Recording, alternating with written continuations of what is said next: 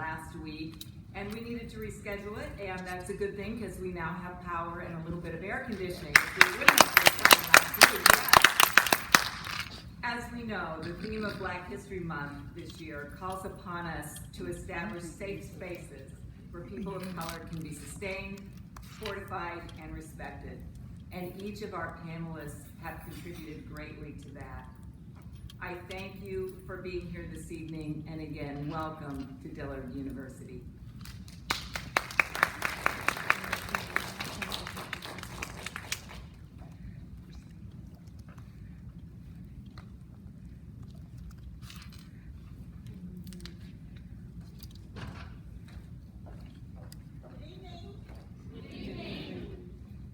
There's no one here who knows my name. Dr. Bayham. Yes, I'm Eva Bayham, and I teach history here at Dillard. And I want to tell you just briefly what the purpose of tonight's program. It is the Black History Month program that you have long wanted, that you didn't expect. And it's one of the most, it will attack a critical topic tonight. And that is about financial institutions and economic justice. The title of tonight's program, the first part of it, and I think we have some flyers, Dr. Ishmael, that you should have. If not, we'll pass them out. It's from Dr. Martin Luther King's famous speech that he gave at the foot of the Lincoln Memorial. And it has, parts of it has been so trite for so long that it's always called the I Have a Dream speech. But almost all the rest of the speech concerns economics and economic justice and economic injustice. And so we don't always hear that. And there is a wonderful story behind that speech. And the story is that he was giving this speech on economics, economic justice, economic injustice. And there were 250,000 people out there sweltering in the heat. And he was losing them. They were starting not to listen. Because you're talking about economics. And Mahalia Jackson, yes, that Mahalia Jackson, the famous gospel singer, who followed King around and often was his voice in music, sung at his funeral and the like. But anyway, she was sitting on stage. And I've heard various stories and various options about this. Some say she didn't say it, some say she did. But whether or not she said it, does make an interesting point tonight. That she was purportedly sitting near him, and when it seemed that he was losing the audience, she said, "Tell him about the dream, Martin. Tell him about the dream." And the story goes that he set aside the rest of his speech, and he went into what he knew well, and that would get the audience, and that's a sermon. And that's the part you hear a lot. And people call it the I Have a Dream speech. But this was officially at the March on Washington for Jobs and Justice. You've taken one of my classes in the spring, you know that I emphasize all of these other writings by King. And one of them is to get students to know that the March on Washington was the March on Washington for Jobs and Justice. Embedded here is an economic issue. So tonight we are dealing with financial institutions. We are talking about how Black people sustained themselves in a world that was hostile and volatile toward them. How did they make it? What made it possible for you to be here tonight? And so the first part of our program, I'd like to introduce to you some of the best students that Dillard has. Wonderful students. And they will give you an overview of what you're going to hear tonight. So as I call your names, would you please come up, and they will present to you an overview. And then after that, you will hear from three of distinguished guests, scholars, entrepreneurs, who have set this world on fire with this story. So we'll have presenting to us tonight first Ms. Tori Burgess, political science major from Houston, Texas. Yes, period. Ooh.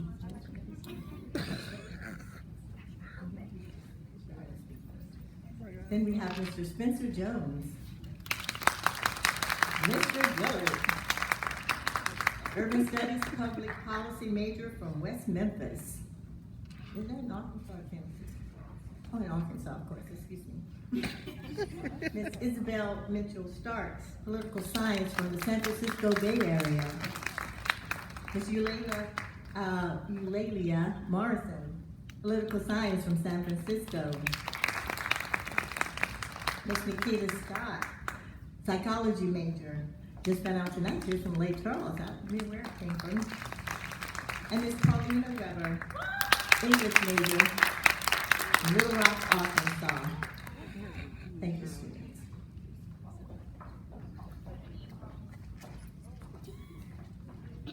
How y'all doing tonight? Good. How are you? Yeah, I'm good. I will be presenting the city of Boley, Oklahoma. The founder of Boley, Oklahoma, Thomas Haynes, envisioned it to be the modern-day Jerusalem of the 20th century for African Americans.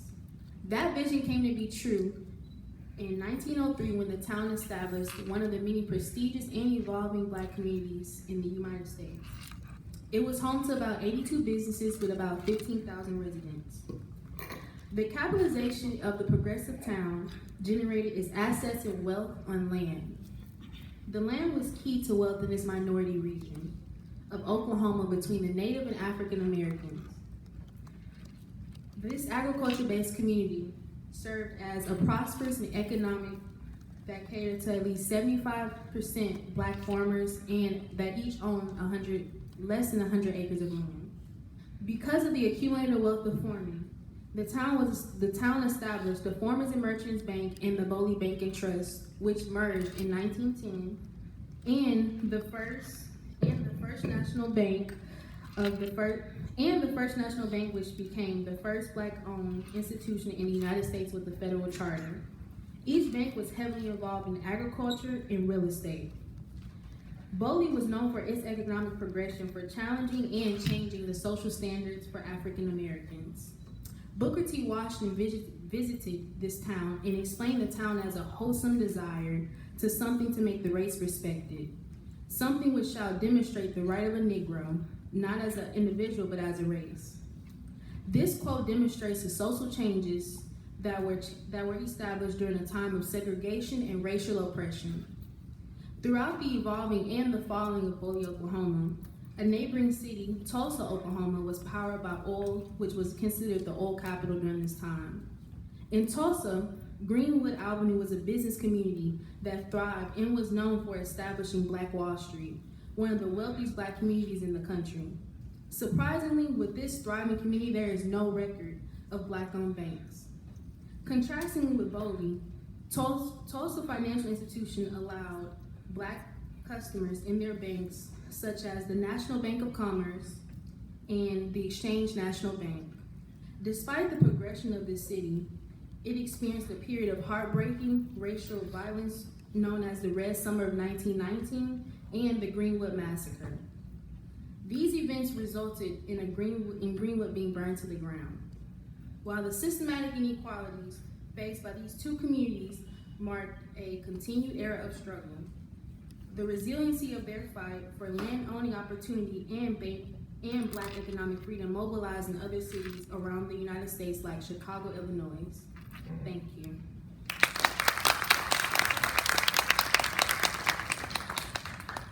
So, as we continue on this conversation about the importance of Black banks in history, these two pivotal books that we read, I'm sure many of you in the audience have read for class, by Banking on Freedom by Mr. Derek Scott and A Great Moral and Social Force by Mr. Tim Todd.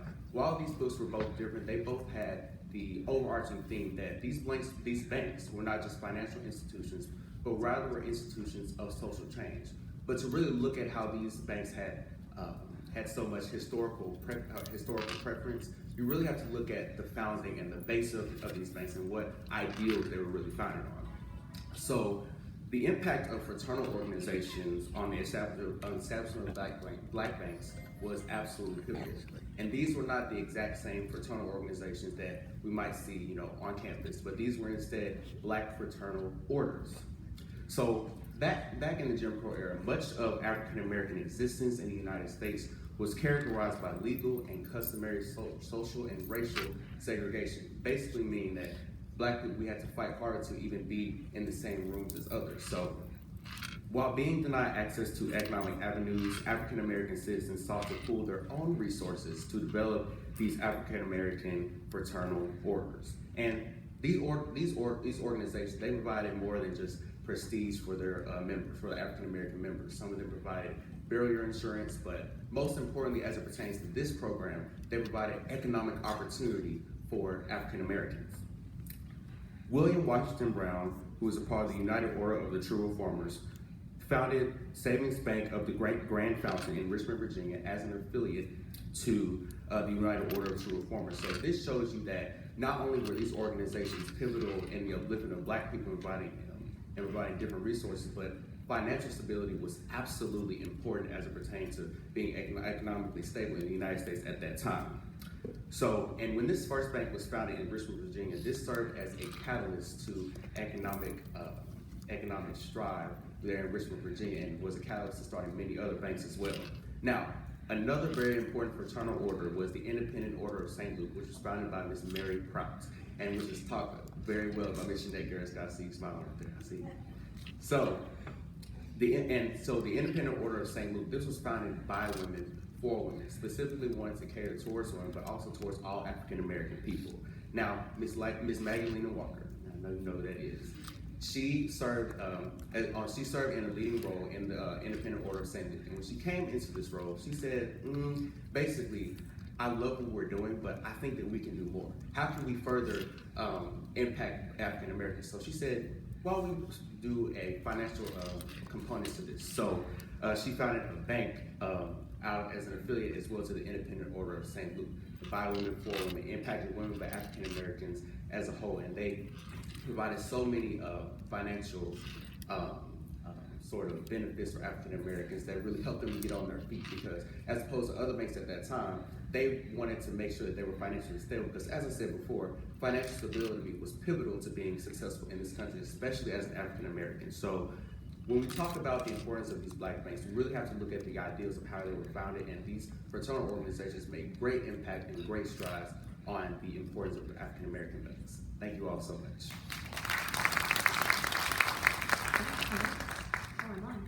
Good evening.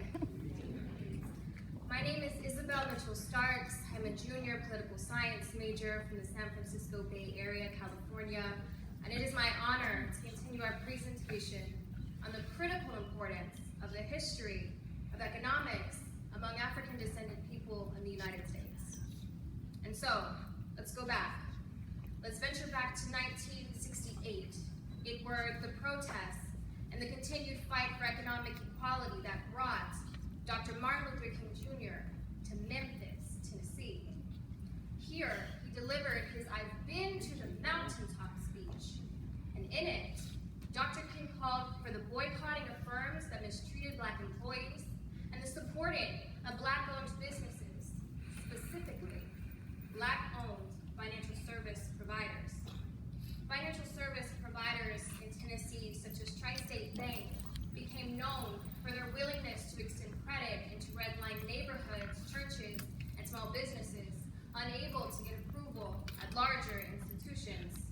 And Nashville's Citizens Savings Bank and Trust Company, whose original charter specified its intentions, in part, to encourage systematic savings among our people, to secure the safekeeping and proper investment of such savings, and to set in motion business enterprise.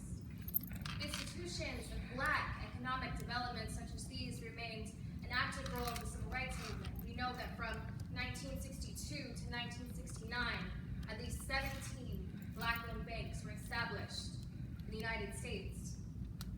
And today, the rich history of Black banking in Memphis, Tennessee continues to shine brightly as a beacon of Black economic mobility in the face of our collective strive for an economically secure and equitable future for everyone. And still, we know that we have a long, long road ahead of us of buying Black and supporting Black institutions and establishments. Thank you.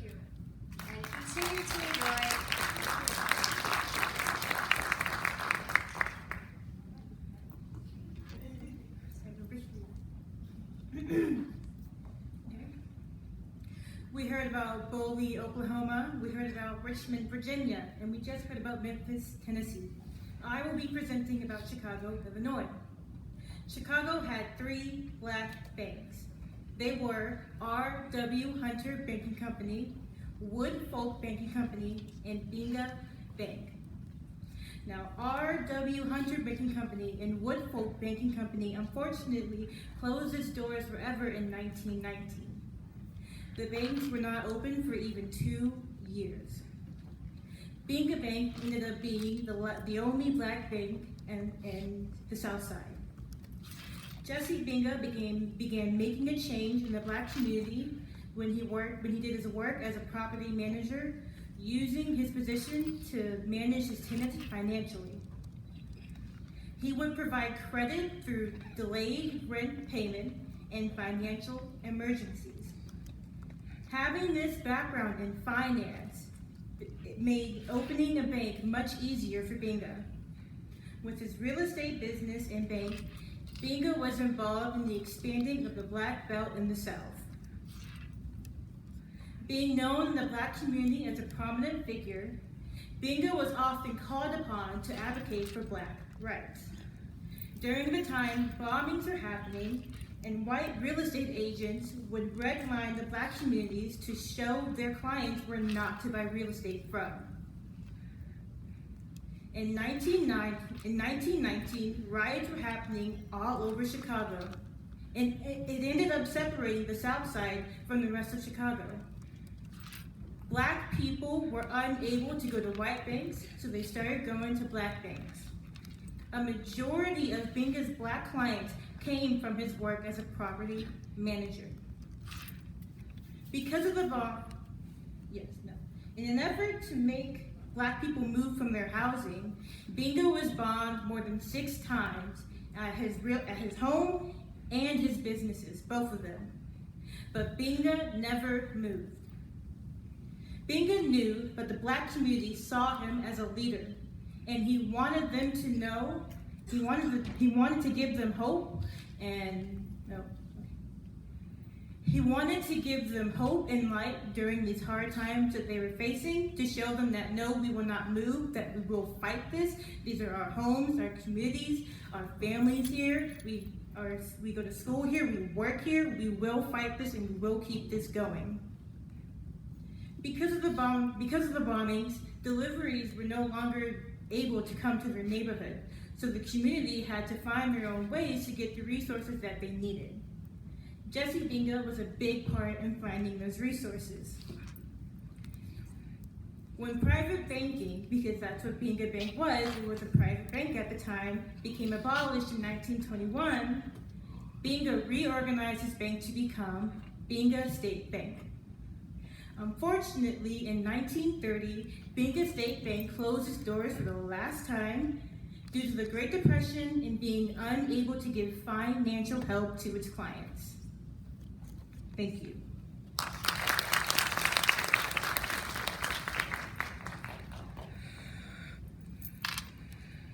It has been established by my classmates that black banks were so much more than financial institutions, but were places of social impact. And this even dates back to the 1920s during the Great Migration and the era that we know as the New Negro. Now, though women were not considered during this era specifically, they were a major part, as the common goal was the betterment of black families. And 2 key things to building better lives for families was 1, the role of the black woman, and 2, home ownership. Now, home ownership was a step forward for black people. However, it posed a threat for white Americans, leading to a rise in retaliation. And this is where we see that black banks served as safe spaces during times of social unrest. This looked differently across the country, however, was displayed uniquely over a 50-year span in Detroit, Michigan, dating back to the 1940s, where violence preceded redlining, and in response, the first conversations of developing a black bank in Detroit, Michigan began to happen, leading to the opening of the Home Federal Savings and Loan Association, which offered loans for black families to start buying homes. And then fast forward 20 years later, we had the hot summer of 1967, where violence spread across the city of Detroit, and not only were Black homes destroyed, but Black businesses as well.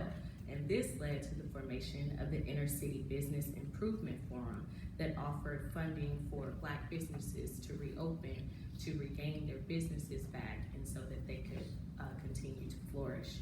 And then most recently, the Black Lives Matter movement in 2020, where we see police brutality on a rise across the nation and the responses in cities like Detroit. And during that time, we see the celebration of 50 years of existence for First Independence Day, which is the only Black bank in the nation's largest Black majority city. So although there were negative aspects of this, Black banks have served as positive forces in Black communities for years.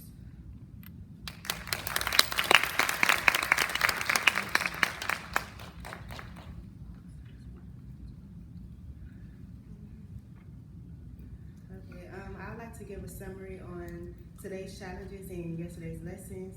I'd like to start with racial issues that Black banks and Black community face with banks. So racial lines such as understandable skepticism towards financial service firms, also inherent characteristics of banking industries such as challenging small banks facing competing with scale and scope advantages afforded larger banks in a regular framework that can be burdensome. Nearly half Black households are considered underbanked or unbanked, while 80% of Black households are considered full banked. There is a significant disparity along racial lines. Since 1980, the U.S. has seen a declining number of community banks and a growing consolidation of industry assets within the nation's largest banking organizations. In the epilogue of Banking on Freedom, only 3 banks remained in Richmond by the late 1920s, and only one of them had existed prior to 1920, which is the St. Luke Bank, Second Street Savings and Commercial Banks and Trust. In the early summer of 2021, 2 of Africa's most recognized and established Black-owned financial institutions announced a merger agreement.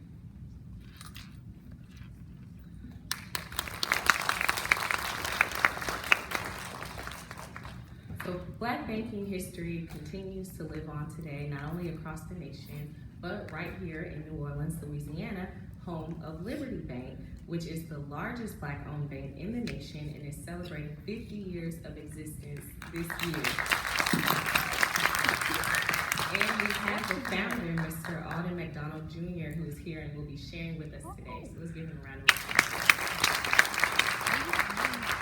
So now we're going to transition into our guest speakers for the hour, or 2 hours. And so, thank you, Spencer. Y'all could have laughed, okay? So first, I have the honor of introducing Mr. Timothy Todd. Timothy Todd is a writer engaged in historical research at the Federal Reserve Bank of Kansas City. He is the author of 8 books on the history of banking and financial services, including most recently, A Great Moral and Social Force, A History of Black Banks, which focuses on communities that benefited from having strong Black-owned banks at key points in the 19th and 20th centuries. Previously, he explored the history of America's earliest Black banks in his book, Let Us Put Our Money Together. Among his numerous presentations, he has been a featured speaker for the Smithsonian's African American History and Culture Museum. Prior to joining the Federal Reserve, he was a journalist for 10 years. I present to you Mr. Timothy Todd.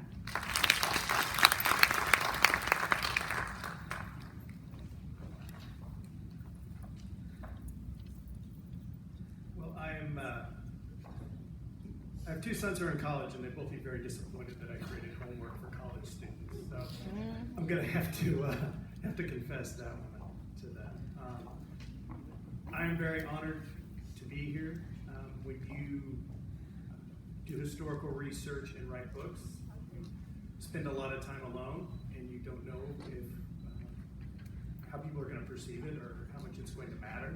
And so it's a little overwhelming to see students talking about things that I wrote about.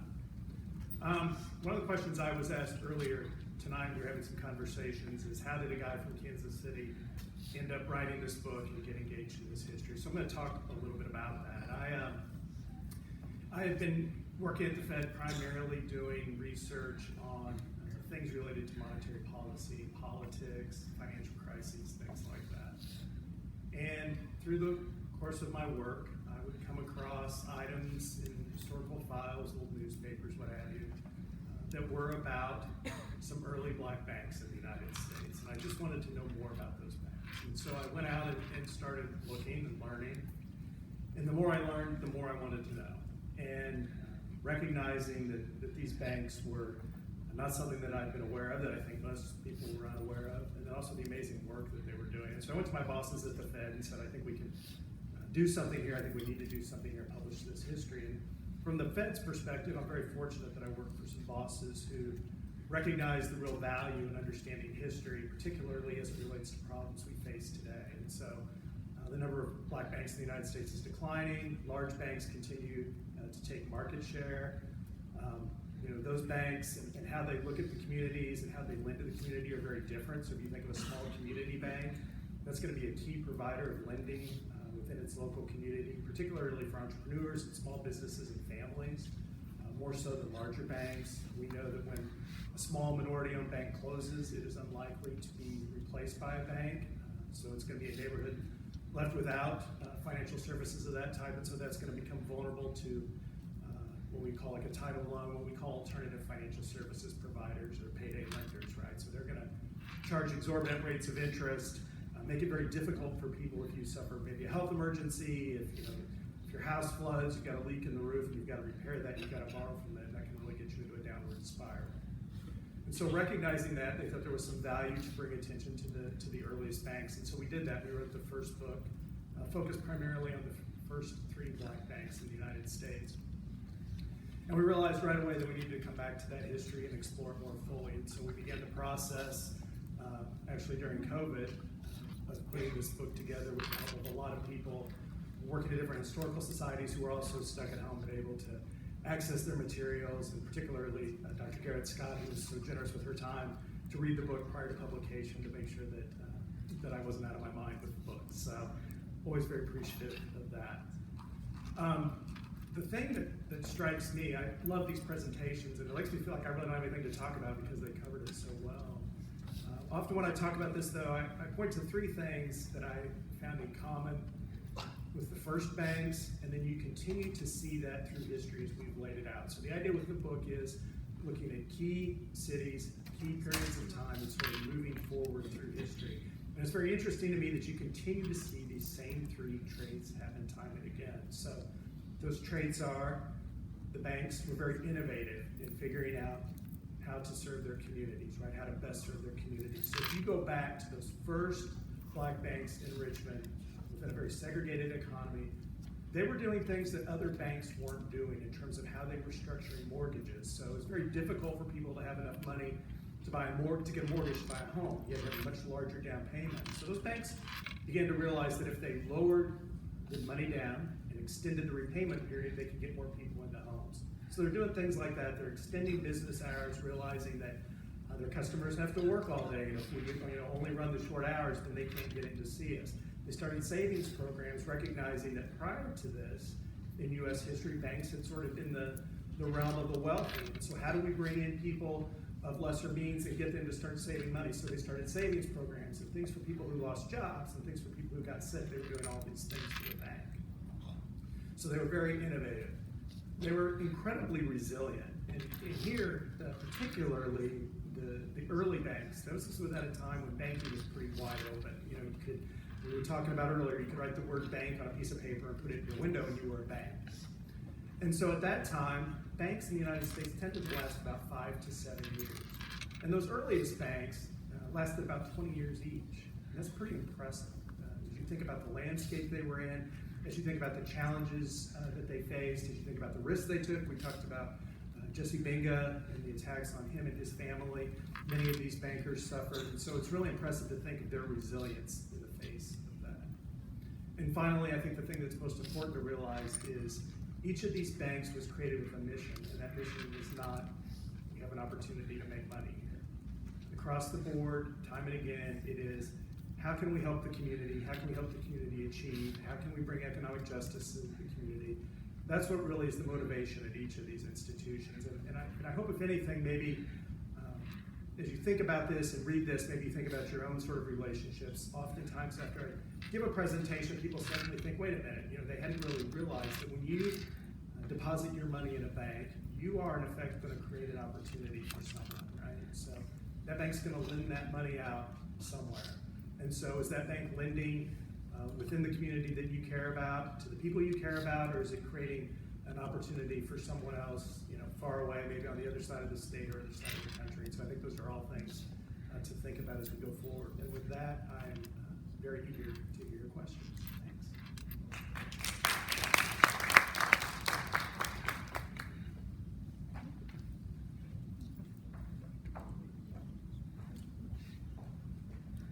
Okay, another round of applause for Mrs. Tim. Okay, hello again. Our next speaker is a woman who needs no introduction, but I'm going to attempt to give her one. We have here Dr. Jeanette Garrett Scott, who is committed to recovering and telling little-known stories about African American women's enterprise, labor, and activism. A historian of gender, race, and capitalism, Dr. Garrett Scott's work rethinks Black women's relationships to the U.S. political economy, particularly their quest for economic and social justice.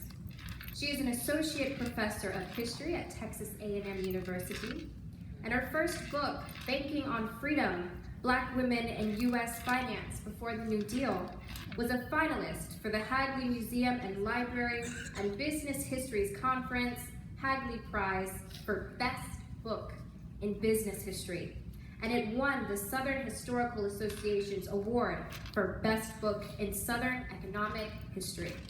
It also won Best Book in African American Women's History prizes from both the Association of Black Women Historians and the Organization of American Historians.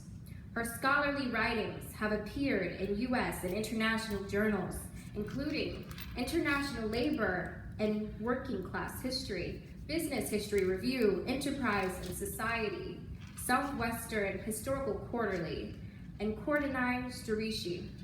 Her work has also appeared in popular venues such as Time, Financial History, and Southern Cultures magazines. Her second book, Black Enterprise, How Black Capitalism Made America, is forthcoming from W.W. Norton, and she currently serves as the Senior Associate Editor of the journal Labor, studies working class history, and as National Director of the Association of Black Women Historians. She is also featured in 2 PBS documentaries, Boss, The Black Experience in Business, and Making Black America, hosted by Henry Louis Gates. Ladies and gentlemen, it's Dr. Jeanette Garrett Scott.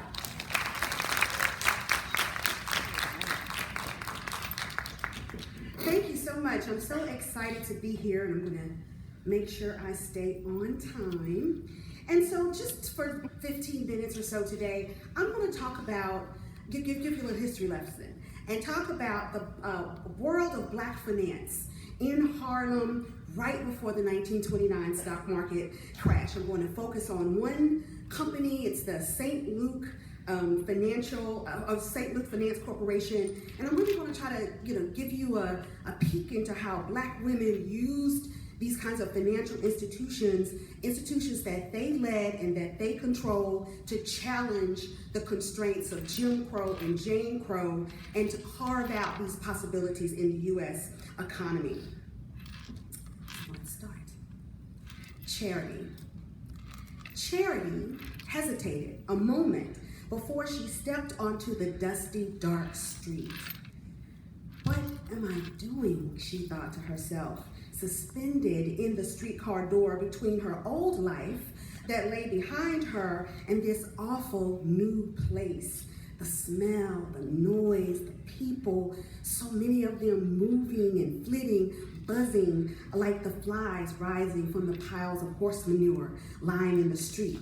This was 1885, Manhattan, in the heart of the Tenderloin, and Charity paused for just a moment between the mostly empty seats in the streetcar behind her, that were beckoning her back.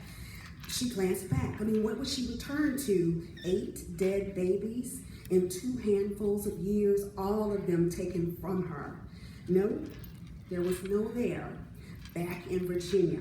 So Charity drew in her breath and she planted her feet on the unforgiving ground. She dared not look back at the tiny handprints, the baby's breaths misting, then curling off of the streetcar windows. 8 dead babies calling her back home. Lulu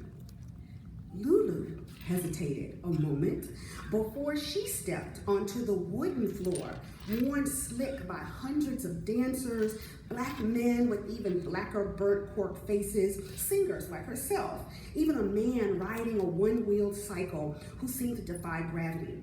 The stage lights hummed, the people murmured, pressed tightly together in their hard wooden theater seats. They sounded like the rush of wind jostling the leaves. Now this was Harlem, 1916, and Lulu paused for a moment, suspended between the noisy backstage goings-on and the expectant audience just beyond the lip of the thick velvet curtain.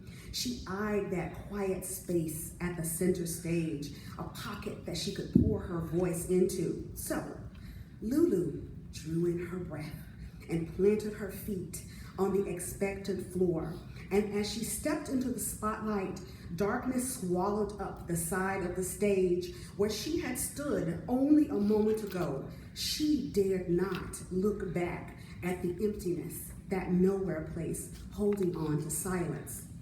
Now, Charity Jones and Lulu Robinson Jones, her daughter-in-law, had very different experiences as these migrant women who moved to New York City in the late 19th and early 20th century, but they did share some important things in common. Well, they shared, of course, Charity Jones's, only surviving child, her son, but like hundreds of thousands of other women, they also sought better lives, the chance to earn more money, to escape the humiliating social etiquette and the sexual violence of the Jim Crow South, to find excitement, in the big cities of the North. And these 2 women also shared a devotion to the Independent Order of St. Luke, which was a secret society that was founded in the 1850s by a free black woman for black women. And from its headquarters in Richmond, St. Luke would become really one of the most successful black-controlled and one of the very few largely black women-controlled financial institutions in the country. And at its peak in the mid-1920s, the order operated an insurance company, and it boasted nearly 100,000 members, and it in 20 states, and it employed over nearly 200 people, most of them women, and it possessed assets that are about equal to over $30 million in today's dollars. But one other important venue that kind of brought these women of the IOSL together was the St. Luke Finance Corporation. And it was a corporation that was founded in Harlem, organized in the late 19-teens by the New York district of the Independent Order of St. Luke. And it really became part of this kind of rich tapestry of black financial institutions. And we talk about banks, but those banks are just one part of that tapestry. You have insurance companies, thrifts, savings clubs, industrial loan associations, credit unions, and these finance companies that are controlling millions of dollars of African American people's wealth, and also, shaping their ambitions. So these working women, their demands are really stretching these financial institutions like the Independent Order of St. Luke. So these women are desiring better jobs. They want better housing choices, but they're at the same time rejecting. They're saying, no. We don't want you to police our behavior and try to tell us, what to do after hours. And so these financial institutions like the St. Luke Finance Corporation, institutions that women led and controlled, experimented with innovative ways to raise capital, to meet the many needs of these women, but they did struggle with inexperience and with the problems of racism and sexual discrimination. So my book, Banking on Freedom, talks about a whole bunch of these different ones in the 1920s, but I'm just going to focus on the St. Luke Finance Corporation. So it's 1916, and the struggling New York district of St. Luke's, which is headquartered in Harlem, has elected a new president. His name is Dennis Grice. Now, the Harlem St. Luke's had $3.45 in its coffers, but was more than $400 in debt. Now, Grice might have been the formal head at the wheel, but there was this ambitious group of women that were controlling the levers. So in 1918, 21 members incorporated the St. Luke Finance Corporation, and they set their sights on investments in real estate. So women made up 6 of the 7 members of the Finance Corporation's board, and Lulu Robinson Jones, who was a widow by 1909, chaired the advisory committee. And she recruited new members, and then Charity Jones was involved because she was known as the mother of St. Luke in New York. And so between the two of them, membership in the New York district soared. And so what happens is, in just a few months, the Harlem St. Luke's raised enough money to buy a building. They purchased this former convent on West 130th Street. Then in 1921, a few years later, they bought a second property, this 24-room apartment building on West 129th Street. And then just a year after that, in 1922, they remodeled their first acquisition, that convent, and turned it into the St. Luke Hall, which is their new headquarters. And then they spent the equivalent of more than $1 million renovating that building. And then they bought a third building. So these properties these 3 properties are kind of these brick, granite, and steel monuments to Black economic progress and ambition. And they're located in the heart of Harlem's Black community. And so they become these important centers for business and community activities and entertainment. So just to recount, 1916, Harlem St. Luke's are Baroque. In 1918, they create the St. Luke Finance Corporation. Within a few years, they make some ambitious and lucrative real estate investments, so that by 1929, in a little more than a decade, the New York St. Luke's went from being broke, nearly $400 in debt, to having more than $5 million in real estate assets. And we know that's very conservative in modern dollars. But as the country began to slide toward economic decline, by the end of the decade, the board's failure to sell all of the stock left it undercapitalized. And it was making money. It was generating the equivalent of $150,000 a year in modern day dollars, because it was renting out space in the hall. It was renting out the apartments, and they were charging the low market rents. And they also kicked out all the white people. Once they bought the buildings, they kicked out all the white people and segregated the building just for African Americans. And so the order, and also was using those revenues to provide jobs, and it had nearly 24 employees. And it also was providing community services and assisting nearly 500 Harlem families.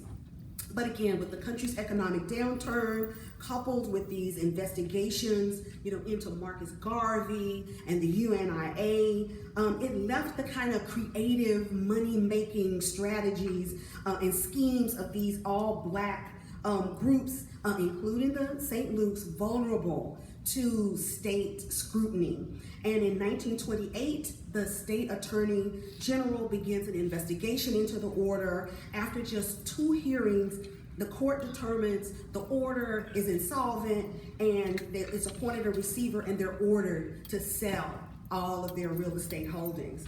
But I don't want you to see this necessarily as a story of failure, but because it really is an example of how African Americans, women in particular, conceptualized and they also enacted their own vision of economic justice. And this economic justice is really an integral part of all struggles for social justice. The echoes of Bank Black, Buy Black come down to us from African origins. And I also know here that you all definitely learned that the civil rights movement and the Black Power movement, that we shouldn't just think of them as movements that just happened with a one start date and an end date, or a march is kind of the important hallmark. But these really are struggles with the ups and the downs, with the failures and the wins. It's not just about one moment or one march, but it's about these decades, even centuries of struggle and up and down. So in the Q&A, what I'm hoping is that we'll make some connections, that we'll try to work out how the women of the 1919 and the 1920s, their needs, their experiences, the kinds of challenges that they face, their ambitions really are very similar to the same kinds of issues that we face today. So hopefully we will get to talk about that and really kind of share how the Black purse matters, still even today. Thank you.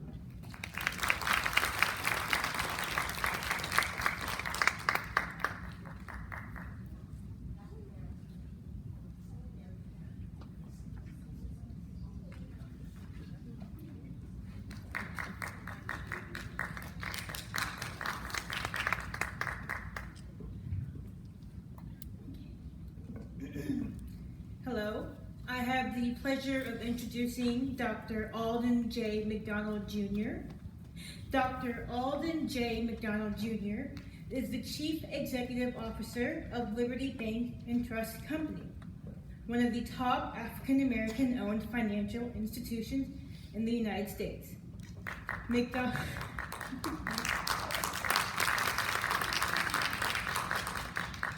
McDonald oversees an expanding network of financial institutions serving urban communities and provides leadership and community development to a diverse customer base throughout America. He is recognized as a passionate advocate and dynamic catalyst in providing avenues for economic growth, home ownership, wealth building, and leadership development in the African American community. Dr. McDonald has gained a national reputation as a creative, insightful, yet practical problem solver who has developed mortgage and banking products that enhance the opportunities for the financially underserved, as well as upwardly mobile populations of America's cities. A graduate of the LSU School of Banking and of Columbia University's Commercial Banking Management Program, Dr. McDonald has celebrated over 50 years of experience in the banking sector. Under his stewardship, Liberty has grown from an initial asset base of $2 million to over $1 billion in assets. Over the past 10 years, Liberty has closed over $1 billion in loans. Liberty now operates financial institutions in 9 states and 11 major urban areas. Liberty is now the largest African American owned bank in America. In addition, Dr. McDonald has served on the boards of numerous local, regional, and national institutions and agencies, including the FDIC Advisory Committee on Economic Inclusion, Xavier University, Resilient Louisiana Commission, New Orleans Business Council, New Orleans Business Alliance, and LCMC Health. Recognized locally and nationally for his many endeavors, Dr. McDonald has received an honorary doctorate degree from Loyola University, New Orleans. He is a Times Picayune Loving Cup honoree. He received the 2013 100 Black Men Incorporated's Trailblazer Award, the 2012 National Urban League's Business Pioneer Award, and was one of Fortune Magazine's 2006 Portraits of Power. I present to you Dr. Alden J. McDonald Jr.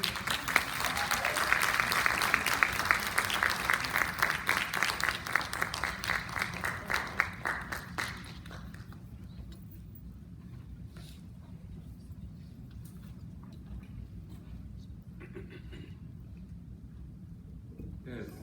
Thank you very much for that introduction. I'd like to add something to it. That might have been the first or second time I've been called doctor, so I appreciate that. But I also have an honorary doctorate degree from Dillard University.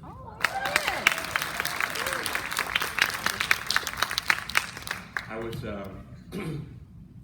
sitting in the front listening to a lot of the history that you, the students of Dillard, pulled together for your cohorts. And as I look around in this room, I can't help but believe that the reason that you're here is to learn something that you can take with you. After listening to some of the history of black banks and blacks in our country, everyone in here should be interested in what can I do to make myself and my community better. I want you to take a selfish approach, because you're not here just for black history.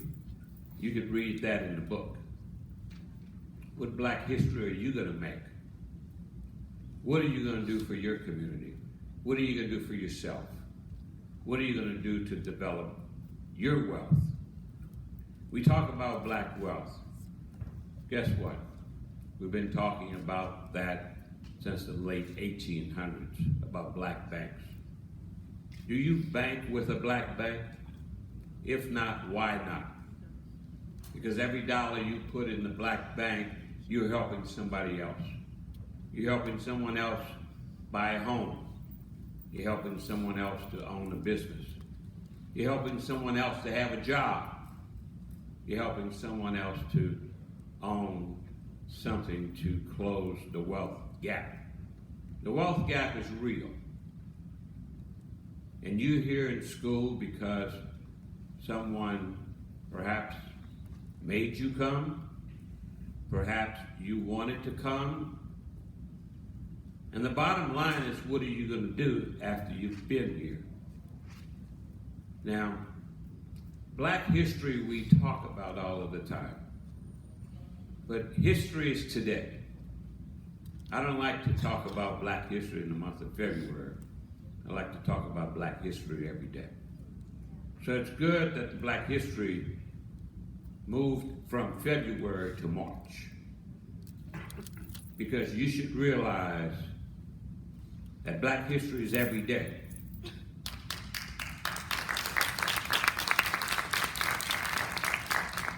I took a few notes because I thought it was interesting.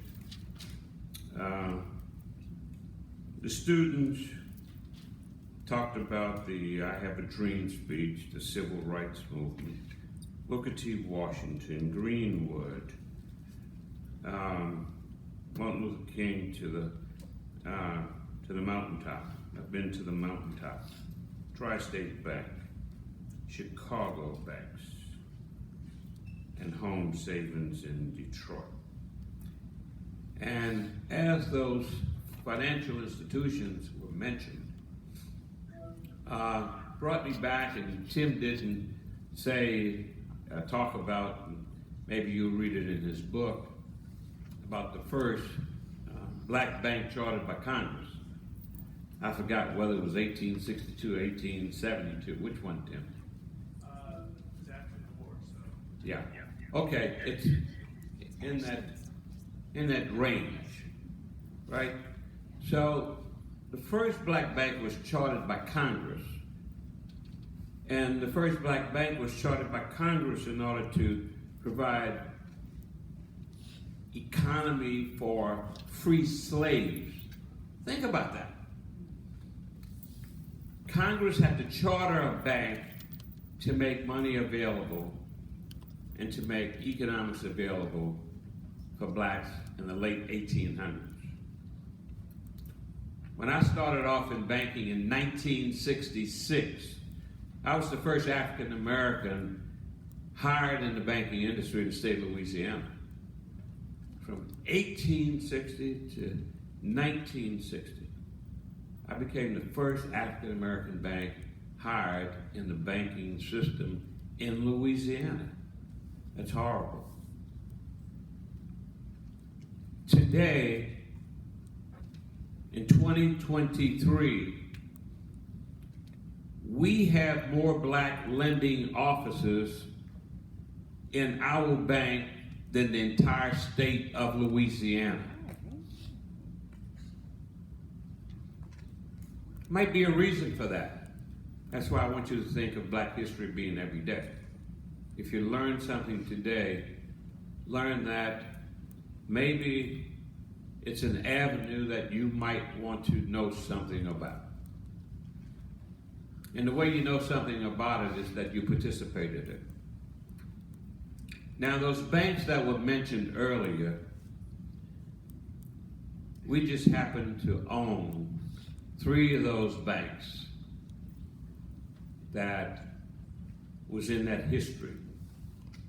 The first one was Booker T. Washington, right? Booker T. Washington owned the bank in Tuskegee, Alabama. We're the 4th African American owner of that bank. The Home Savings Bank that was mentioned in Detroit. We own that bank now. The one where Dr. King had his last speech.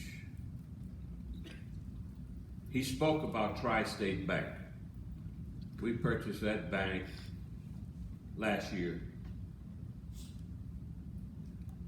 When I first got into banking, there were over 35,000 banks. Today, there are less than 5,000 commercial banks. When I first got into the business, there were close to 100 African American owned banks. Today, we have less than 20. Banking affords you an opportunity to close the wealth gap. It affords you an opportunity to buy a home, to go into business.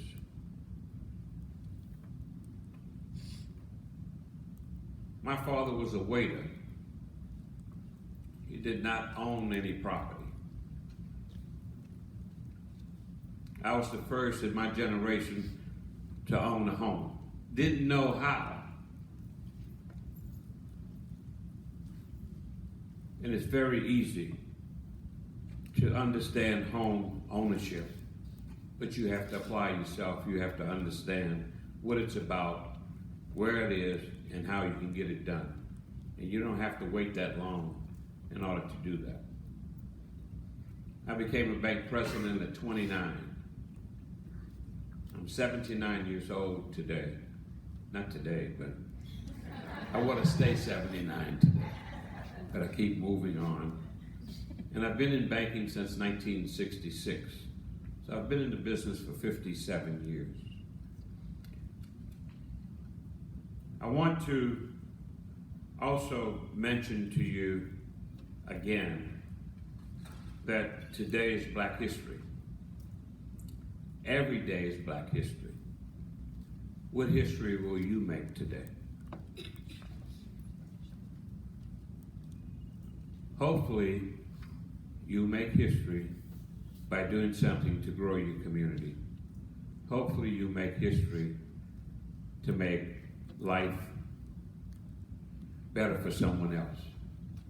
Hopefully, you make history by understanding who you are and what you have to offer.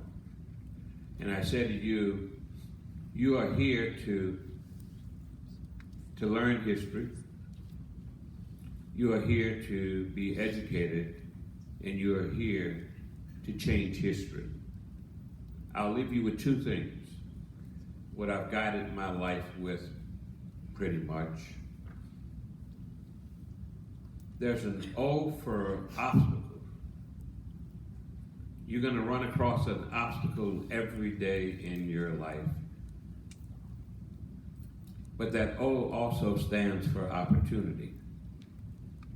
I have literally, through my entire life, when I ran across an obstacle, I looked for an opportunity. And that has guided me to success in a lot of different ways. During Katrina, I evacuated to Atlanta, and looking at the television, I saw nothing but water. When I searched the internet, I saw that everything I had was underwater. We lost everything, lost all of the banks that we had here in New Orleans, lost my home, all the personal belongings. And as I sat in Atlanta, I said to myself, it's an obstacle, but there's also an opportunity. We came out of that catastrophe with nothing. We lost all of our computers, all of our files, our customer base relocated, on and on. We had to start all over again. And we looked at it as an opportunity. And from that part and that point, we began diversification. And as a result of that, we have banks now in 11 states. It was an opportunity. Second piece I'll leave you with is that we heard Tim mention that there were three things that black banks reminded him of throughout history. And one was really leadership, because all of the African American owned banks, dating back to the early 1900s, were started and managed by community leaders. Community leaders in all of those communities. And so when we began developing the bank, the responsibility of leadership became in the forefront. And so the second piece I adopted was that I want to be on the design side. Because you know what happens when you're on the behind side? You get what? S on, right?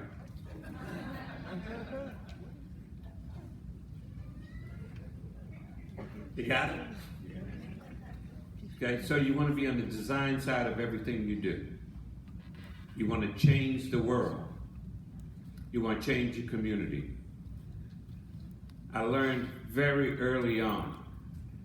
I went to Congress to talk about something. Somebody put me in front of a mic, and we were one of three banks in the country that was against this banking issue. And we convinced Congress to go with our solution. And at that point, it proved to me that your ideas are just as good as anybody else. And when we take a look at Congress today, the fools that are in Congress, you are much smarter than they are. So if they can make rules and laws for you, you can do the same thing. So why not be on the design side? Become a leader in your community, make something happen, change the world. You can do it. Little old me started doing some of it. And I wish each and every one of you not only good luck, but I want to see you changing the world. I want to read about you one day. Thank you very much.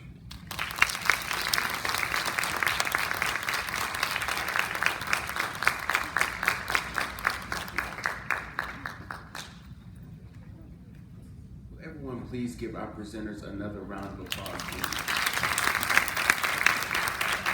It has definitely been an honor to hear from all of you and hear your insights on this pivotal topic of Black banking. And now we're excited to learn more as we transition into our interactive and Q&A session.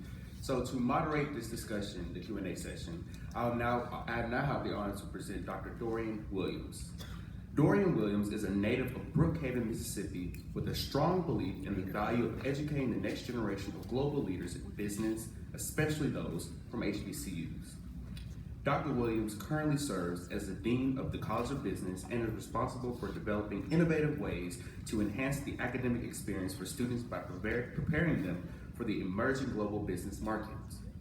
He is a member of numerous organizations such as the American Economic Association and the Association of Social and Behavioral Scientists, where he serves as second vice president. In this capacity, he is responsible for the continued promotion of scholarly research in areas that affect minorities, as well as encouraging participation among students and professionals within areas of social and behavioral science. Ladies and gentlemen, I present to you Dr. Dorian Williams.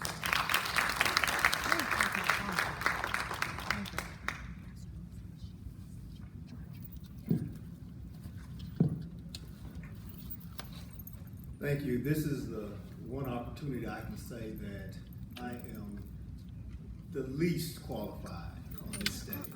I feel it a privilege to have the opportunity to be the moderator. One of the things that I do know, even as a previous bank employee in my hometown, is how important it is for individuals, especially when we look at the generational differences that banking has presented. That, like I tell I tell my class, you could have been anywhere this evening, but you came here. And being here, I believe that you're in the best position to get the information that you will go out and make a difference, as Mr. McDonald has mentioned. So let's get started.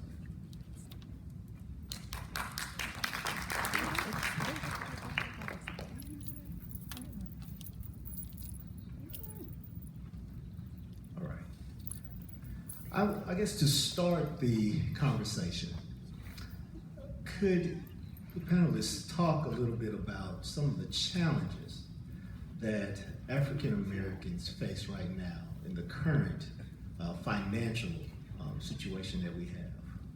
Could you speak a little bit about that?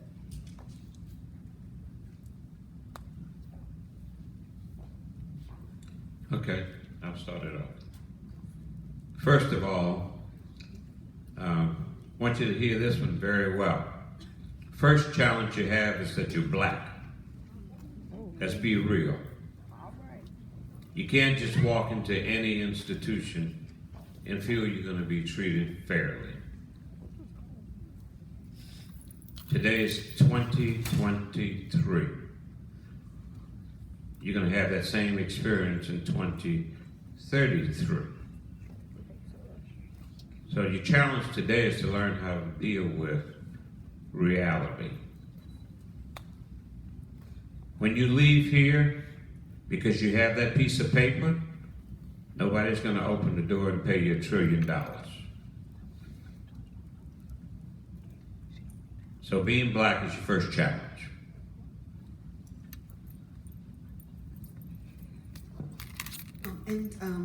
Before I talk about the challenges, I just have to give this little tidbit. I do work on all kinds of banks, and I just did some work on old banks in Mississippi. And Mississippi at one time had record number of African American banks in the early 19th century. But those banks were destroyed, and so it wasn't until 8 decades later, in the early 2000s, that Liberty Bank brought back the first black-owned bank in Mississippi in nearly 100 years.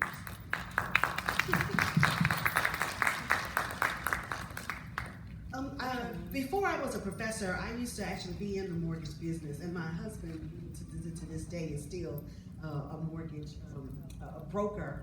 So I would say we face kind of two challenges. One of the challenges is, something that we're learning right here, is that's kind of just learning the history, that to understand that African Americans have not always, been broke and downtrodden, but that we have a rich history of making it and of success. And I think that, understanding that history helps us to, one, understand what we have lost, kind of the obstacle, but then also the opportunity to kind of figure out what are some of the strategies that African Americans have been using to continue to fight against their economic marginalization. And then I also would say that another challenge that we face is in kind of seeing that the industry now is in many ways kind of arrayed against us. So, for example, some banks complain about, well, we don't want to invest in these communities because, the property values, et cetera. But the fact that for decades those same banks starved those communities of resources, but now they're blaming those communities for the reasons why they don't want to invest in them. It's something that I think that we should continue to fight against, and to really call those banks to task about correcting the mistakes. I'm a person who believes in reparations, so for me that is a kind of a key part of reparations, but then also not just allowing white banks, white-owned, white-controlled banks to have their way in our communities, but to build partnerships to continue to use and strengthen our Black-owned and minority women-owned financial enterprises too. Yeah, I don't know that I have much to add to either one of those. What I would say though is, I talked earlier about some of the title loan businesses and the alternative providers, the private lenders that are there. You can drive around. So I live in Kansas City. If I drive around minority neighborhoods in Kansas City, that's where those businesses are located, right? You can go out and you can do research. There's been research papers written about it. Even in wealthier minority neighborhoods, more likely to have those financial services providers than banks. And no matter how much someone knows maybe they shouldn't go there, or that they should find a bank, if you can't develop that banking relationship, it's very difficult to get out of that kind of debt.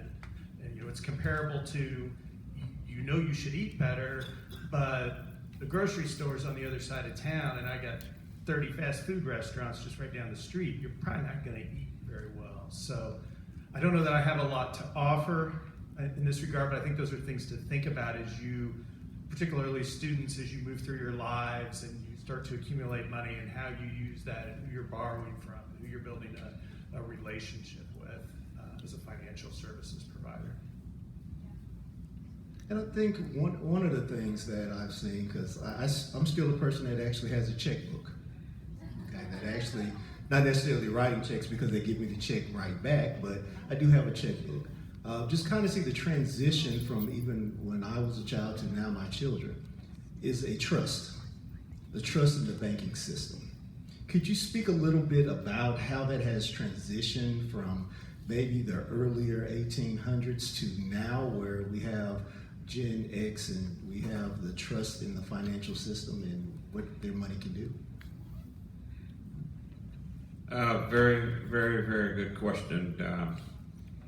When I first got into the banking business in 1966,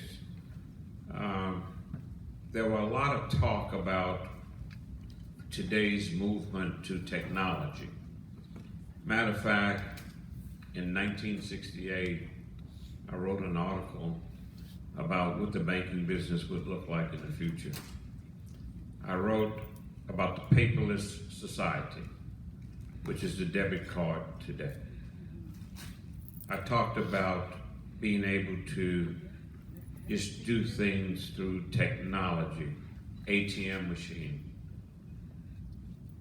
In my time period, matter of fact, Liberty Bank was the first community bank in 1972, small community bank, to own an ATM machine.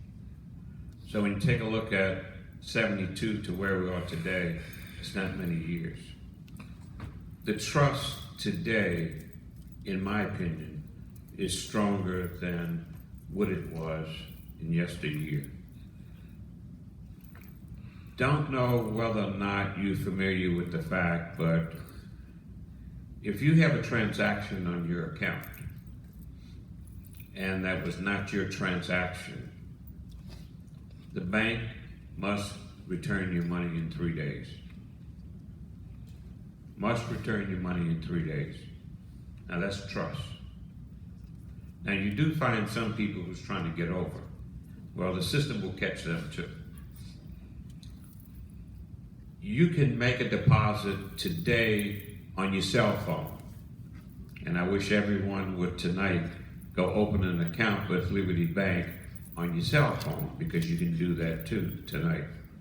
And you can make your first deposit with a charge card. And your account will be open tomorrow. That's trust. I don't know of a bank within the last 30 years where someone has lost money because of a bank closure. So the system, the financial system, is pretty good. The financial system will help you move your money from wherever you are today to wherever you want it to be tomorrow. Whether it's in a foreign country, or whether it's in the U.S. The banking system is strong. Now, I want to warn everyone here. Fintechs are not guaranteed by the FDIC. So you put your money in a fintech company, you don't have the same guarantees that you have in the commercial banking industry. Nothing against the fintechs, but they lose money every year and they eventually close after they lose all the money that investors have put into place. So again, trust in the banking system is very strong. So I think a question is for our audience, when you say fintechs, what exactly are you referring to?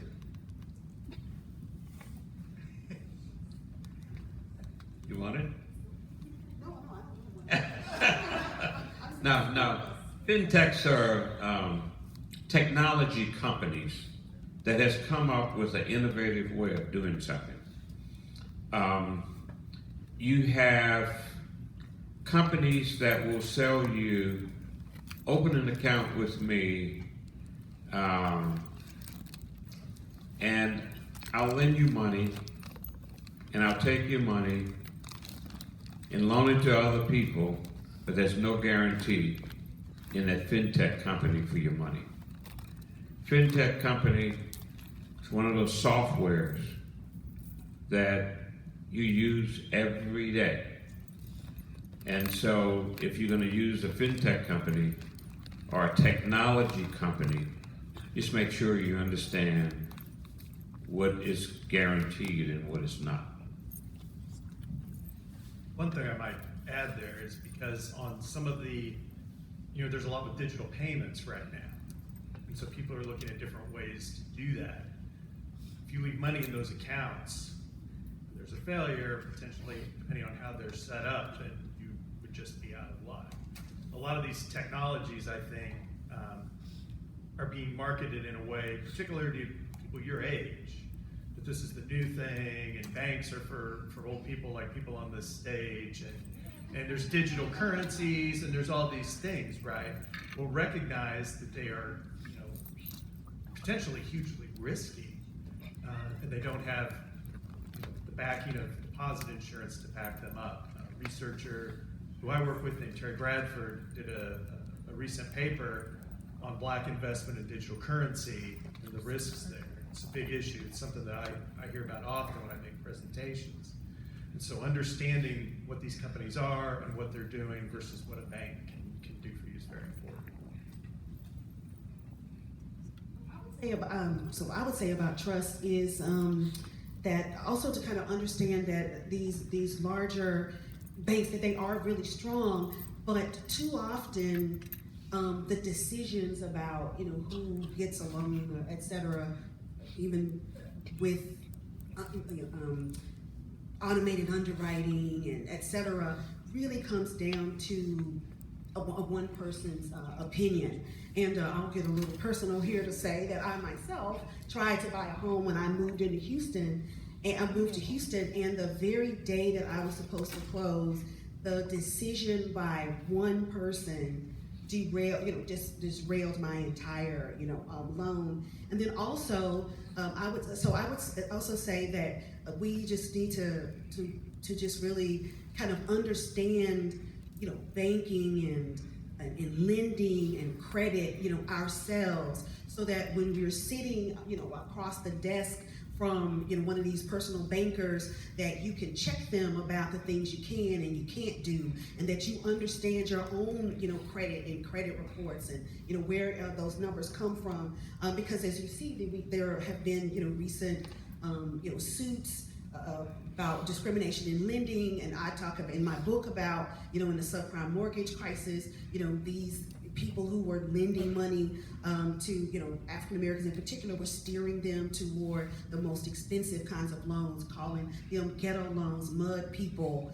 and so disparaging us at the same time that they're putting their money, our money, in their pocket. And then I would say really a kind of a lesson from the past is this really collective effort. One of the things that I really am so excited about is seeing networks of people getting together, pooling their resources together, learning together about and educating themselves.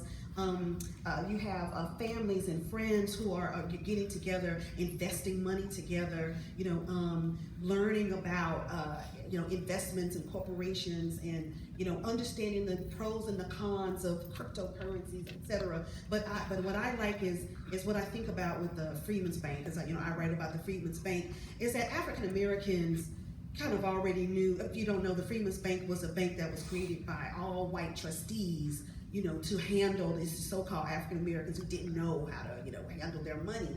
But billions of dollars of African Americans' wealth flowed through that bank, and of course, they were, taken, bamboozled, taken advantage of, and they lost, much of their wealth.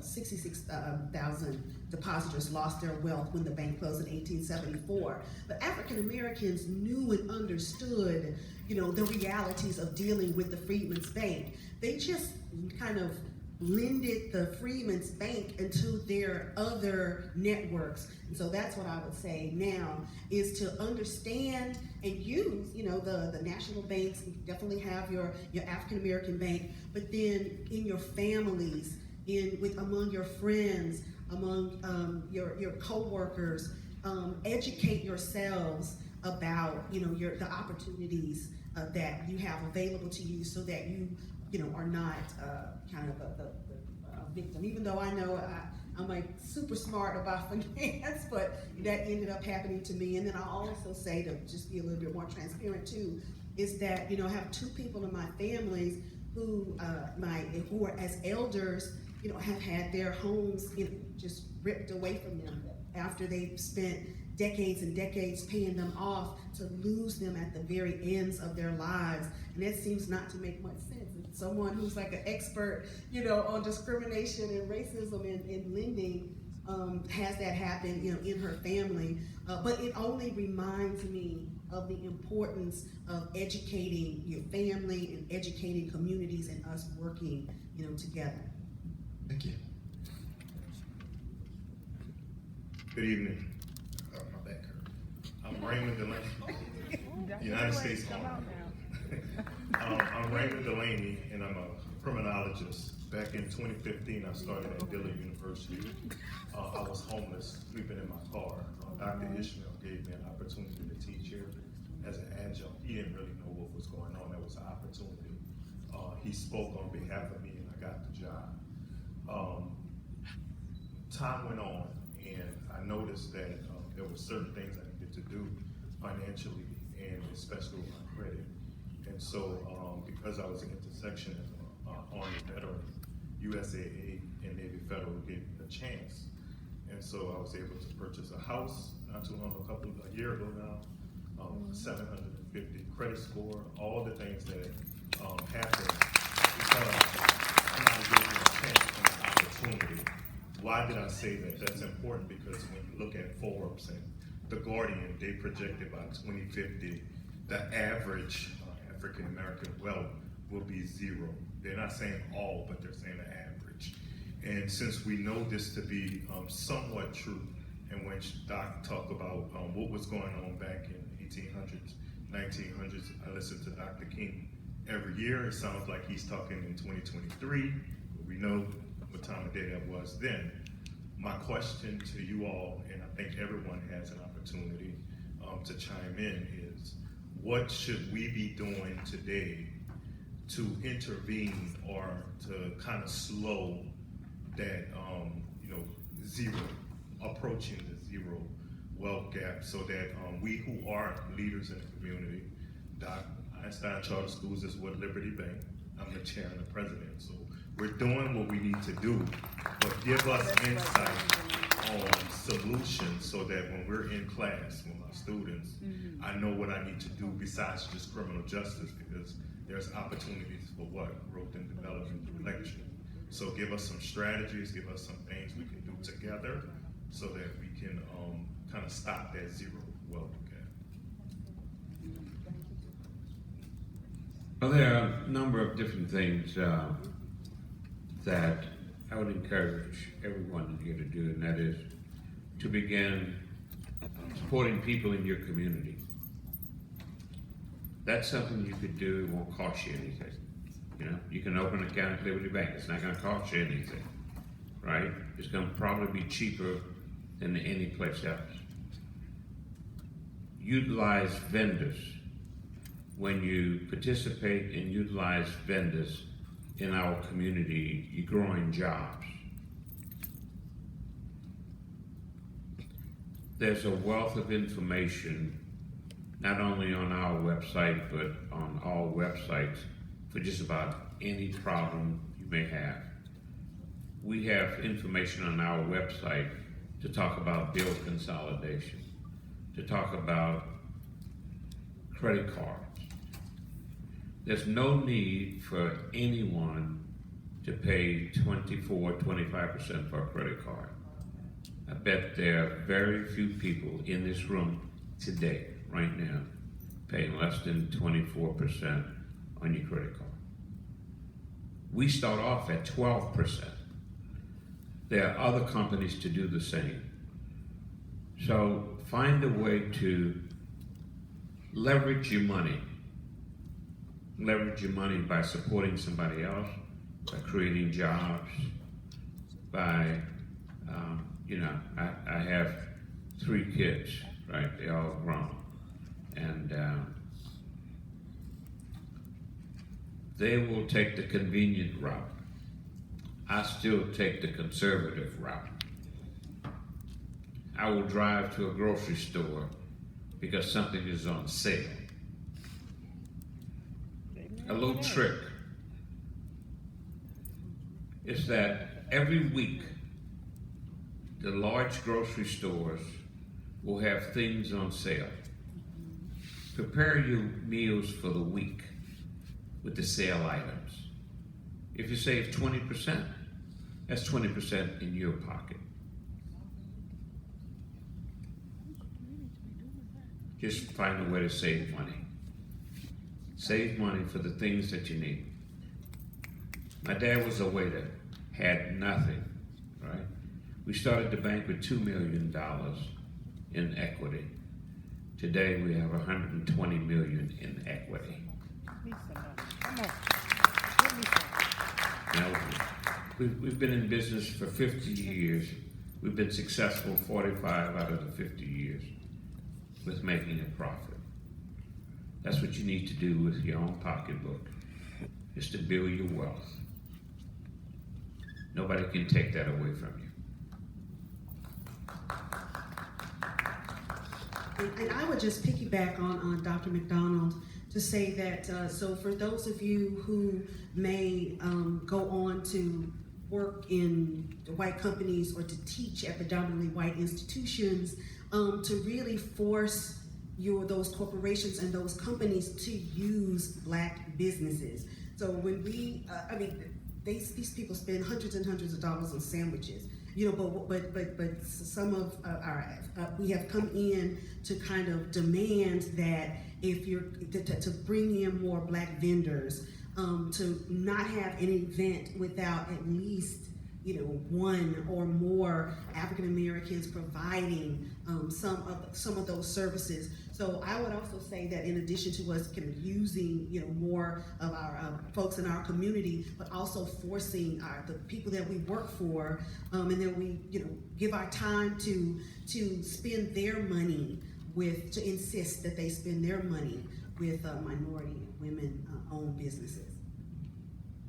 I think being intentional with your actions is very important, and it's very easy not to be. So if you do a survey that looks why do people choose a bank? What's the number one reason why people choose a bank? Is it because they can bank with somebody like Alden? Is it because they have a fancy phone app? It's because it's convenient to the location that they live, right? So there's not a lot more thought. They may never go in the place. They may never set foot in there, but that's the number one reason why people choose a particular bank. And I think we all do that with lots of businesses, right? We don't think about maybe who owns it or who we're helping out. It's because it's convenient to us. We can drive by on the way to work or whatever. So I think there's a lot of value in being very intentional and thoughtful with particularly the financial decisions that everyone makes. I'd just like to add something. Doc said you have to be intentional, and that is key. My son took over as president of the bank about 6 months ago, and he and I were invited to New York to do a session with J.P. Diamond. He's the CEO of J.P. Morgan Chase, in case you don't know who he is. He is one of the world leaders, and when he speaks, everybody listens. So Jamie Dimon made a commitment 5 years ago, 6 years ago, 7 years ago, and he started reinvesting in urban communities. And he doubled down recently on being intentional. My son and I were invited to do a session with him for the entire staff worldwide. And he wanted them to know why he was intentional about reinvesting in the urban communities.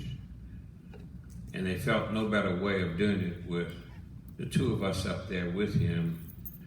And he made a comment. He said, somebody gave this man an opportunity back in 1966. And here from that opportunity, all of the things that we do anywhere from 600 to 700 new loans a year, $1 billion of new mortgage loans every 10 years. So if you begin multiplying the effect of this little institution, because we're a little institution, can have on the world. So being intentional is important. And so wherever you go from here, be intentional. Ask whatever company you're working for to be intentional, to do something to help our community grow. We have to grow. We have to continue growing. And what you do every day with the money you make has an impact. And you need to remember that. Because you could do something every day to help change the community you live in. There's nothing that you can't do. So you want to be on the design side, right?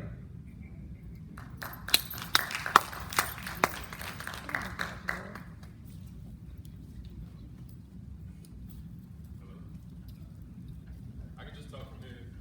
Thank you all for your time. My name is Jalen Moore. I'm a sophomore majoring in financial economics.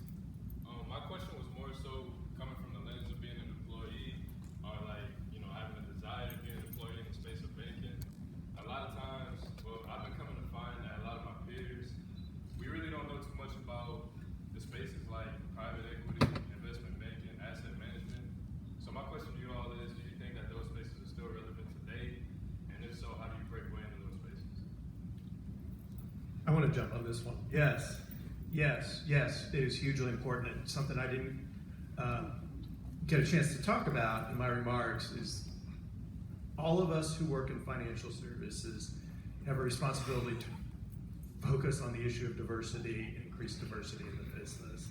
And that includes everybody from Jamie Dimon to my counterparts at the Federal Reserve to the other banking regulators have all got to do a better job on that. And I push for that within the Fed. I make no bones about it.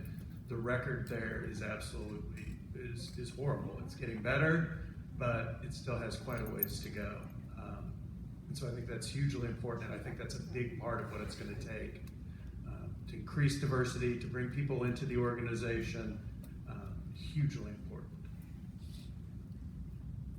I just want to say something before Dr. McDonald jumps in. I don't work in the financial industry, but I think that some advice that I give my students all the time works, is to make your own opportunities. So I have students who's like, oh, I applied for an internship or I applied for a job. I was like, you can make your own internship. You can make your own opportunity. So if there is an equity manager or an organization that you admire or are interested in, look up somebody in there and call them, write them, and to give hey, I'm Jalen, and I majored in financial economics at Dillard, and I have a question for you. Is this such and such relevant? I'd love to meet with you, blah, blah, etc. So I think that also instead of, because we can't rely on these companies to do the legwork to diversify, is to kind of bust open the doors yourself and kind of make your opportunity, find the answers, that you want.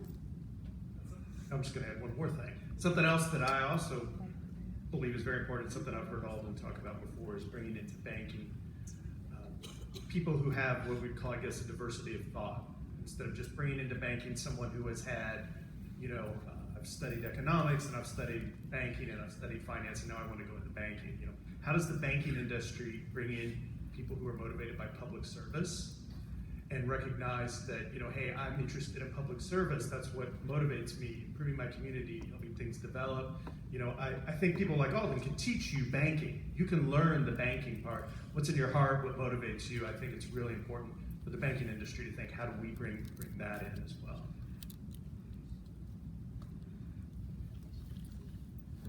Hi, my name is Cameron Armstead.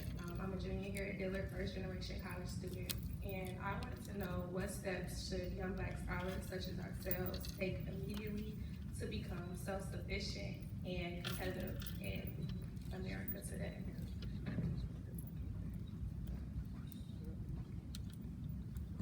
Could you repeat that question? Thank you. I said, I didn't bring my hearing aids. Oh, I'm sorry. What steps should young Black scholars such as ourselves immediately take to become self-sufficient and economically competitive today?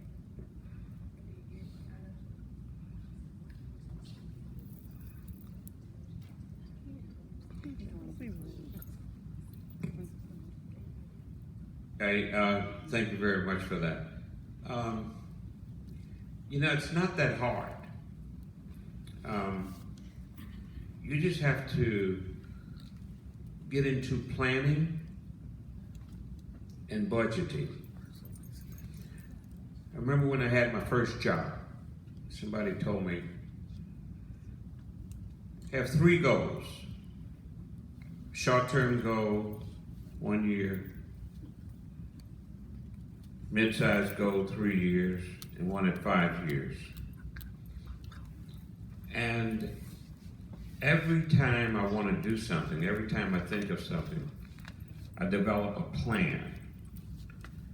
You should get into a habit of developing a plan now. Plan what you're going to do for the week, plan what you're going to do for the day, and you'll get in the habit of planning. When you become a planner, you're going to become self-sufficient because you're going to be planning everything that you are going to do in life. That skill set is going to translate into job positions, and if you're a good planner, you're going to stick out in every job. So something as simple as planning not rocket science, and understanding what it is that you want to do or want to achieve. If you're going to earn $80,000 a year, what are you going to do with that money? How much of that you're going to save, and how much of that you're going to multiply? Now, I did not have a lot of experience in investments. I learned it the hard way, right? Now, I hate to say this, but banks don't pay too much interest on savings, right? So you need to begin learning investments right now. Because if you look at the history of investments, you can get a 10% return. A 10% return compounded will double your money in 7 years. Think about that. You could double your money in 7 years, and maybe even less than that, right? So begin planning, begin understanding that you want to become self-sufficient, and begin looking at simple investments. The reason real estate is important to close the wealth gap is that is one thing where you could develop equity, because you're going to make that payment every month, and that balance is going to go down, and the difference between the value of that home is your equity. Now, what they didn't tell us when we were young is that payment that you make against the principal is going to come down, but they didn't really explain how the value of that property is going to go up. And back in the day, the home values were raising at least 7 to 10%. And if you take a look at history, if you buy a house today, it's going to be worth at least 50% more in a few years out. So that's equity. That's money you can get to do other things. It's called leveraging. You just need to know those simple techniques, and you can become self-sufficient. And have a good banker. I'll give you a story. When I was first in banking in '66, they had this old guy that used to come to my office literally every week and sit down and have a cup of coffee with me. And this guy was a wealthy person, and he was also in politics, but he would support politicians. So he came to my office, and one day I said, "Why do you keep coming and asking me about these deals?" He looked at me, he was puzzled. He said, "It's very simple." He said, "You're a free consultant. And if you like the deal, you're going to lend me the money." Makes sense, right? Something as simple as that. Have a relationship with your banker.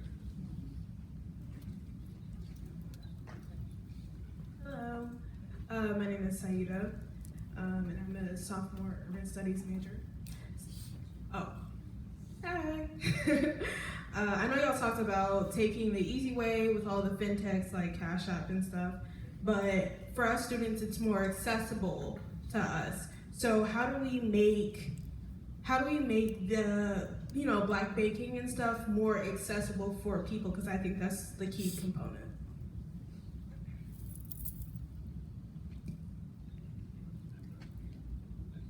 Could you repeat? So you're wanting to know how to make banking more accessible to people?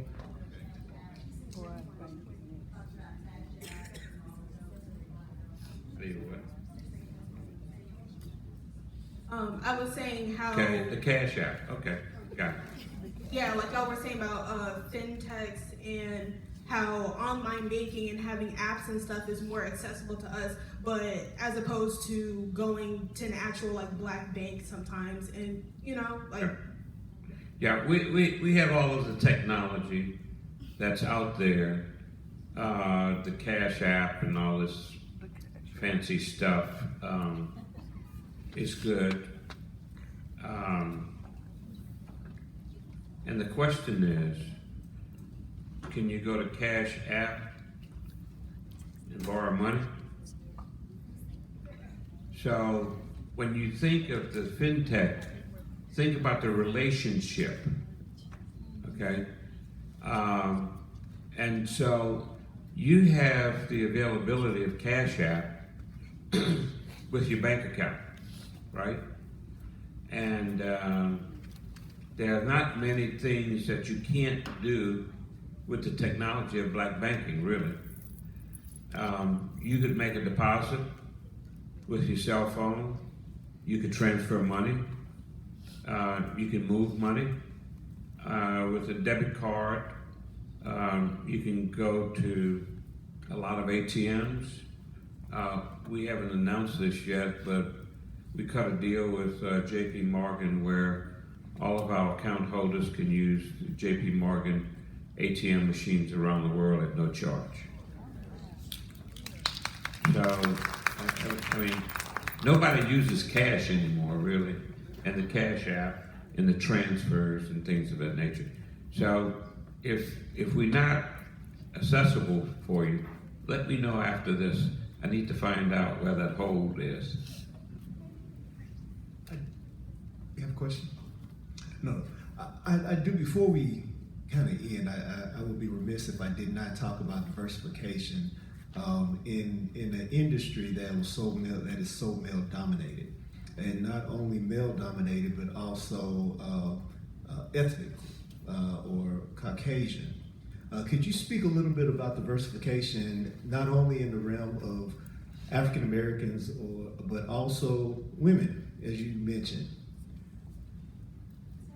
Say something. I would like to say something about diversification, in particular because I don't know if you all have heard of like the Greenwood Initiative, and I look at Andrew Young and Killer Mike and etc., and I'm just not seeing African American women, and so I do think it's important to pay attention to these kinds of appeals that sound, great. I'm not criticizing their mission, but I am concerned when I don't see, African American women, represented, because African American women are just so important to, our, family economies and investment in communities and children and jobs, etc. So my comment is that I just think that when we see these new kinds of organizations coming along and we want to invest in, new black banks and new black ventures, that we do still have to be, hold these people accountable about asking, where the black women at? Because trust me, ask that question as well.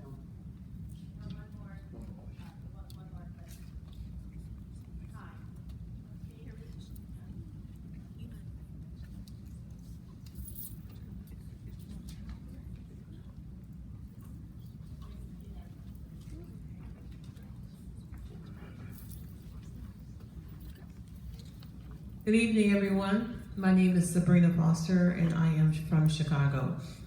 I purchased real estate in the late 1990 and early 2000. I borrowed money from a local bank that deals with the community, and when the crash market happened, I think it was 2012, 2013, a lot of people lost their jobs. And I went to the bank to see if I could refinance because I needed to lower my my monthly payments.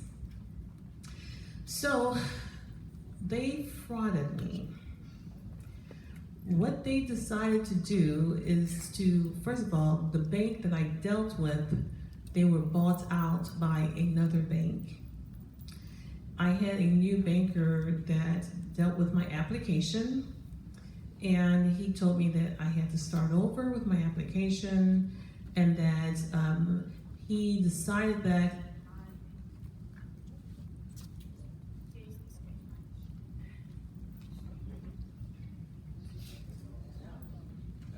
We're really working together. Okay. We're gonna project.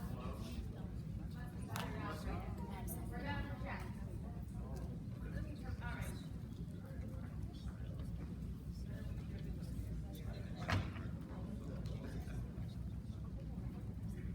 Can you hear me now? Okay,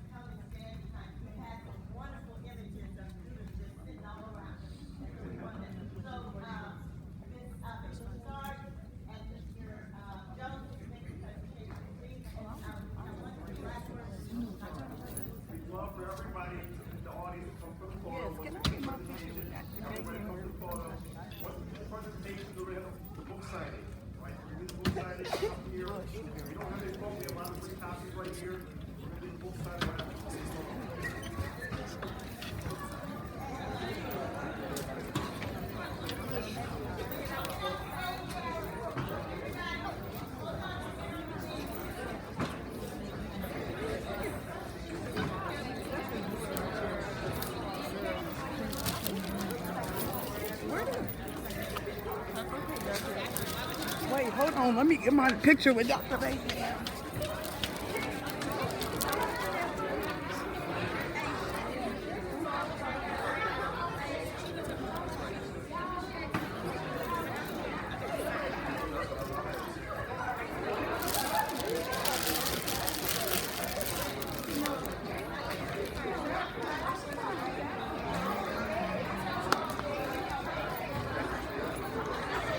I know your story.